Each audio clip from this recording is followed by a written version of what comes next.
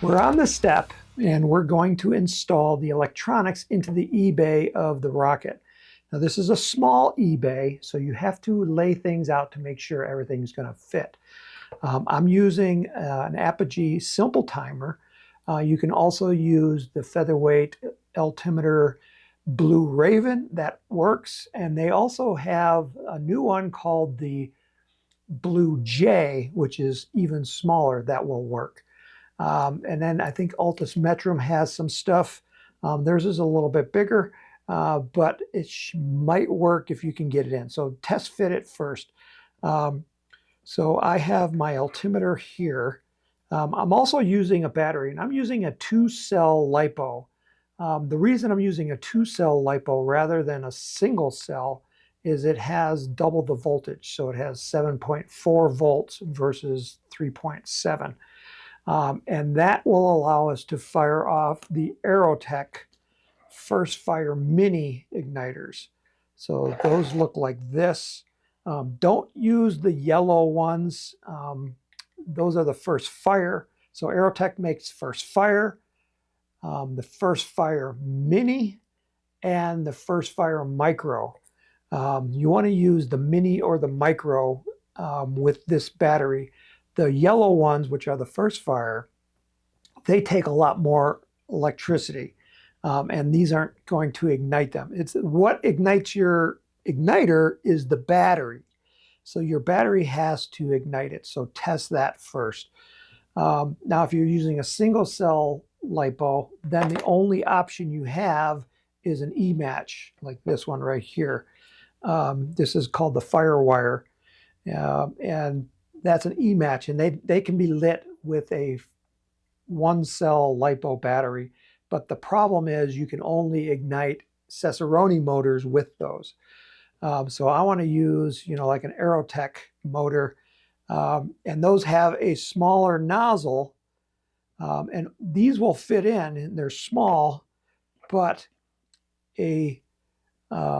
an E-match won't fit in. Even the smaller ones, which are called the Firewire Minis, they're too big to go into the Aerotech nozzles.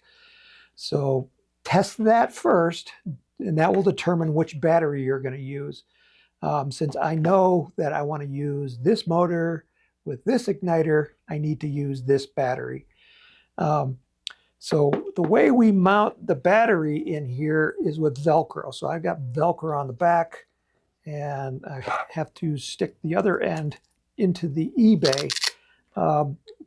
The issue is that the Velcro, this is self-adhesive Velcro, and it will hold the battery, but the self-adhesive doesn't stick really well to the wood. So you need to coat the wood with super glue first, and then sand it so it's nice and smooth so that the Velcro will stick. So I'm going to start. I know I'm going to put my battery up here at the front. So I'm going to coat everything in the front here with thin adhesive. And I don't know, hopefully you can see this. I'm just coating it, and I'm just going to wipe off any excess. And it's already starting to kick off on me. And I'm going to accelerate it with the Instaset. And that will kick it off all the way. And then I'm going to take some sandpaper and I'm going to sand it out. And the purpose of this, again, is so the adhesive on the Velcro will stick to the wood. All right, and I'm going to wipe that clean. Okay, so that's where my Velcro is going to go. And I'm just going to cut off a piece about the same size as my battery.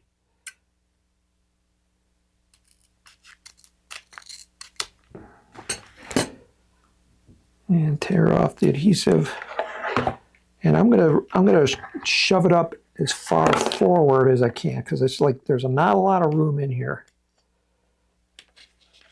Okay, so that's where my battery's going to go. And I'm going to push that down in there, right there, like that. And that's going to hold it like rock steady. The batteries are pretty light, so I'm not worrying about it rattling around with the Velcro. All right, so now my timer, I got to put my wires in from both ends. So I want to, this is the hard part, is you got to leave enough room for everything where you can get your wires in. I would probably put the wires in first. It didn't stick, but I'll fix that. You'll probably put your wires for your igniters in first and then put your battery in. That'll just give you more room to get access into everything. Now my switch, on this one right here, this simple timer, it has an arrow on it, and the arrow points to the front of the rocket, and it's important that that's the front. So then my switch terminal is right here. So I'm probably going to cut these wires a little bit shorter just to kind of remove a little bit of stuff in here. The battery will connect into these terminals, and then the Apogee and the timer will be onto these terminals. So I'm going to position that where I think I might want it. And then I'm going to take a pencil and I'm going to mark my mounting holes. And there's just not a lot of room in here.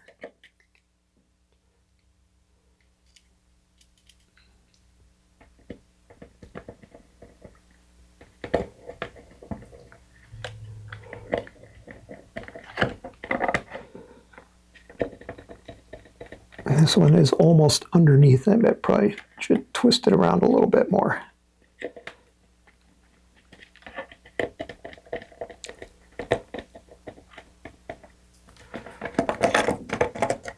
Okay, so that's where I'm going to drill my holes for my screws that will hold in the altimeter. So I've got my drill bit. I want to just make sure that that's the right size hole. And as I drill through here, we've already, this plate right here doesn't have anything underneath it because there was a cutout for inside the tube on the motor tube, so I can go all the way in without hitting anything.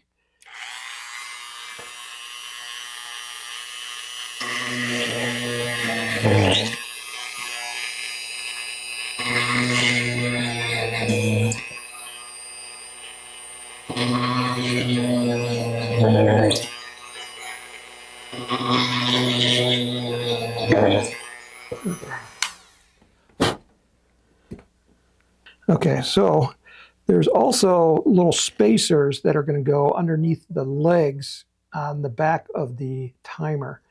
Now, those are going to be a little bit harder, so I'm actually going to bond them to my altimeter. And these are plastic, so they'll pop off. I just want to keep them in place while I'm screwing things together. So if I ever want to remove them, they will pop off.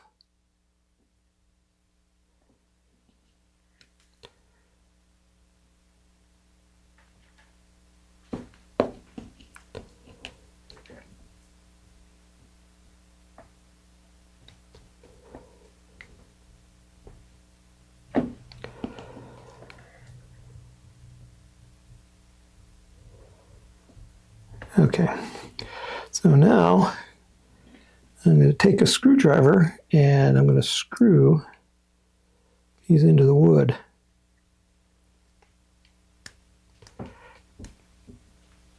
It's already coming apart.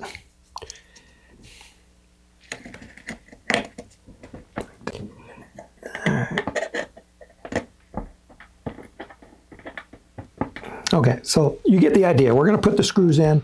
Once I get them all in, I'll be right back.